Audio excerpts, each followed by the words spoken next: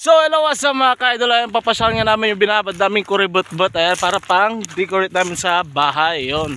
Kaya dito po kami ngayon sa Carayan. Ayan, kaya tara, samahan nyo po kami mga kalods.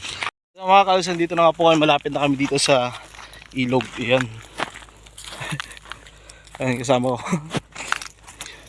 Ayun o, dito na po kami.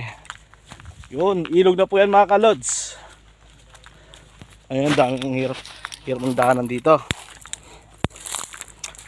Ito na mga kaidol, dito na po kami ngayon sa Carayan. Ayun, at nandun nga po yung kuribot na kukunin namin. Papagpagpa po namin, tapos lilinisan namin yan.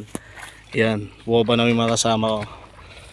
Ito na mga kaidol, sumunta na nga kami doon, kaya hindi na ako makaka-video pagpunta doon kasi baka mabasa tong cellphone ko. Kaya mamaya mga kaidol, kumukuha na kami dito ng banat at mamaya ano namin yung kuribot. Ayan, kaya tara, samahan nyo po kami kumuha. You know, pati nga bis yung nakuha beds. Ayan, may nakukuha na rin po kaming mga ano, may ano dyan, ayan. Yun o.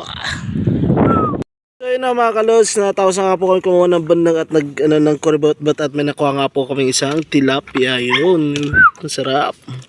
Dami niya mga kalos, ang timba po yan. Ni, buhay pa.